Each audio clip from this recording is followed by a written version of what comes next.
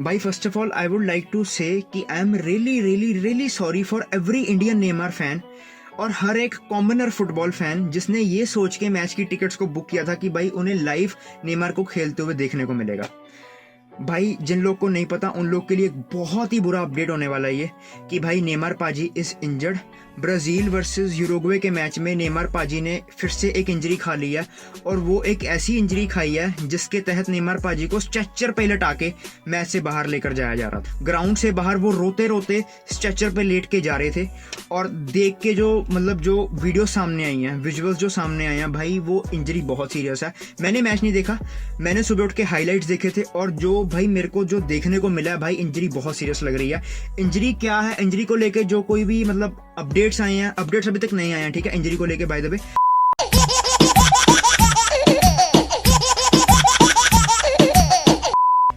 अगर मैं अब की बात करूं तो देख के लग रहा है कि भाई इंजरी बहुत सीरियस होने वाली है और प्रोबेबली नेमार फिर से 3 से 4 हफ्तों के लिए, लगभग 1 से 1.5 महीने के लिए फिर से बाहर रहने वाले हैं। हमने अल हिलाल के टाइम पे भी देखा था कि भाई जब नेमार पाजी अल हिलाल में आए थे, कोच ने भी बेसिकली बोला था कि भाई इनके एंकल में इंजरी है तो भाई तुम्हें नेमार पाजी अपने फुल फॉर्म पे देखने को नहीं मिलेंगे और तुम्हें पहले 3-4 गेम से भी नेमार पाजी खेलते हुए नहीं दिखने वाले।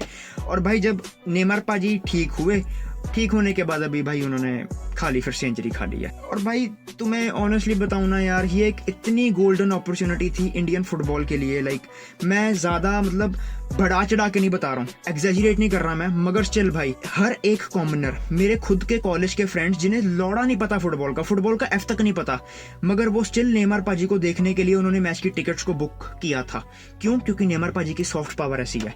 तुमको पता है मेसी, CR7 पाजी, नेमार पाजी, ठीक है ना, ये 3 ऐसे फुटबॉलर्स हैं, ये 3 ऐसे बेसिकली सेलिब्रिटीज हैं जिनकी सॉफ्ट पावर बहुत ज्यादा है। तुमको क्या लगता है कि हर एक कॉमनर जिसने इस मैच की टिकट्स को बुक किया था, जब उसे पता लगेगा कि भाई नेमार पाजी नहीं आ रहे, क्या वो मैच देखने आएगा?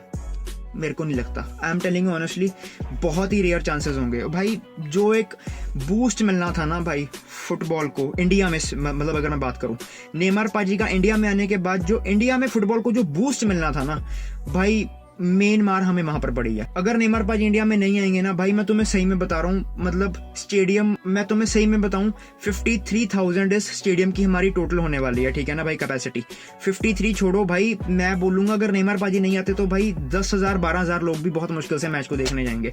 जो लोग मुंबई के बाहर से हैं, जो लोग literally by air by train आने वाले थे, वो लोग बोलेंगे कि भाई मैं क्यों जाऊं। जो हर एक कॉमनर है ना, वो भी अभी के वक्त यार, अगर उसे पता लगेगा कि भाई नेमार पाजी नहीं आ रहे, तो वो भी मैच को देखने के जाने से पहले 2-3 बारी तो सोचेगा ही सोचेगा। भाई ये बहुत बुरा है, ये one of the bad things that can happen to every Indian football fan और हर एक इंडियन नेमार फैन के लिए भी एक बहुत ही बुरा अपडेट है भाई। यार तो मैं सही में बताऊं तो इससे अच्छा तो भाई यार हमारे AFC चैंपियंस लीग के टेबल में अल नासर ही आ जाती है यार। कम से कम यार CR7 पाजी आते हैं इंडिया में, हमें शॉर्टी तो मिलती कि भाई CR7 पाजी कभी नहीं इंजर्ड होते। तुमको भी भाई पता है कि उनके फिटनेस लेवल्स किस हद तक है, तो हमको शॉर्टी तो मिलती कि भाई यार हाँ कम से कम नेमार पाजी नहीं आ रहे तो CR7 पाजी तो आएंगे ना। तो भाई यार ये this is the bad thing that can happen. और भाई इसी के साथ अगर मैं बात करूं हमारे अगले टॉपिक पे चलते हैं। चलो बहुत बात कर ली नेमार की। और भाई अगर नेमार पाजी की बात अभी होकर हटी है और मेसी की बात ना हो तो ये भाई कैसे हो सकता है। तो भाई कल स्पोर्ट के बहुत सारे आर्टिकल्स ने छापना शुरू कर दिया, स्पोर्ट के बहुत सारे न्यूज आर्टिकल्स ने छापना शुरू कर दिया, न्यूज रिपोर्ट्स आने लगी बेसिकली कि भाई बैलन डोर की वोटिंग्स लीक हो चुकी हैं, बैलन डोर के फाइनल रिजल्ट्स हमारे सामने आ चुके हैं और स्पोर्ट मीडिया के बहुत सारे बेसिकली क्या बोलते हैं जर्नलिस्ट का ये बोलना था कि भाई Messi is now the winner of the Ballon d'Or. और भाई मेसी पाजी फिर से रिकॉर्ड तोड़ हमारे फिर से एक और बैलन डोर के साथ वो भी अपनी 8वीं बैलन डोर को उठाने वाले हैं। भाई तो मैं सही में बताऊं तो ये चीज ना अभी के वक्त तो बेसिकली मैं बोला जाऊं तो क्या बोलते हैं रूमर्स है, मगर भाई यार मैं तुम्हें अगर अपना ऑनेस्ट ओपिनियन दूं ना तो मेरे ख्याल से मेसी पाजी is the deserving candidate for this. भाई हमने विच टाइम टू टाइम देखा है कि यार भाई यहाँ पे बहुत लोग बोलेंगे हालैंड, भाई ठीक है यार ट्रेबल है, आई डू एग्री कि भाई अगर मैं बात करूं क्लब फुटबॉलिंग की, अगर मैं बात करूं तो हालैंड ने बहुत ज्यादा तीर खाड़े हैं, बहुत ज्यादा भाई उसने माँ चोद के रखी हुई है, तो मैं सही में बताऊं तो गांडें पाड़ी हुई हैं। मगर भाई तुम्हें भी पता है, मेरे को भी पता है कि जिस सीजन वर्ल्ड कप होता है ना, उस सीजन क्लब फुटबॉल को ज़्यादा अहमियत नहीं मिलती, उस सीज़न वर्ल्ड कप को ज़्यादा अहमियत दी जाती है।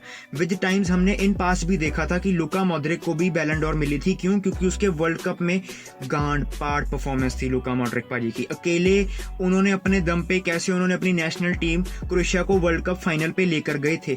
तो इसी के साथ अगर मैं बात करूं भाई, हमारे मेसी पाजी का जो बेसिकली जो उनकी परफॉर्मेंस रही थी ना मेरे भाई वर्ल्ड कप में, he is the deserving candidate for the Ballon door nominees. भाई उन्हें ही जीतना चाहिए। हालैंड पाजी, आई डू एग्री। यहाँ पे बहुत सारे लोग बोलेंगे भाई हालैंड पाजी को जीतना चाहिए, हालैंड को जीतना चाहिए, बेसिकली ट्रेबल है भाई। एक सिंपल सी बात भाई, क्या तुम 3 ट्रॉफीज, एक भाई तुम्हारी चैंपियंस लीग जिसे उखाड़ना विद ऑल ड्यू रिस्पेक्ट बहुत मुश्किल है, वो किया हालैंड ने। 2 डोमेस्टिक लीग की ट्रॉफीज, उसे उखाड़ना भी विद ऑल ड्यू रिस्पेक्ट बहुत मुश्किल है।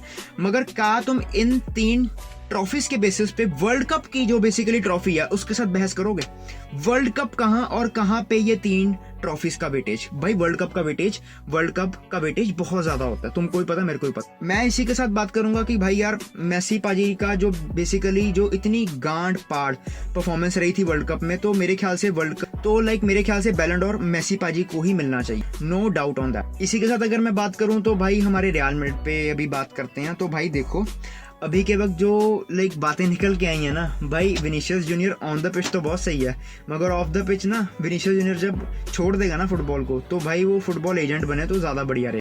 अभी के वक्त क्या बात निकल के आई है कि भाई देखो बेसिकली जब जूड बेलिंगम का बीवीबी डॉर्टमंड के साथ कॉन्ट्रैक्ट खत्म हो रहा था, कॉन्ट्रैक्ट खत्म होने से ठीक 3-4 महीने पहले से ही विनीशियस जूनियर ने जूड बेलिंगम को इंस्टाग्राम पे मैसेजेस करने शुरू कर दिए थे कि भाई मेरे को नहीं पता, तू प्लीज रियल मैड्रिड में आ भाई, रियल मैड्रिड मतलब जैसा क्लब तेरे को और कहीं पे भी देखने को नहीं मिलेगा। बेसिकली अगर मैं बात करूं तो विनीशियस जूनियर ने बेसिकली जूड बेलिंगम को इंस्टाग्राम पे बहुत सारे डीएम्स किए थे। बेसिकली उसने जूड बेलिंगम को कन्विंस करने की कोशिश की थी, और जो कि वो बाद में हो भी गया, कन्विंस भी होगा जूड बेलिंगम।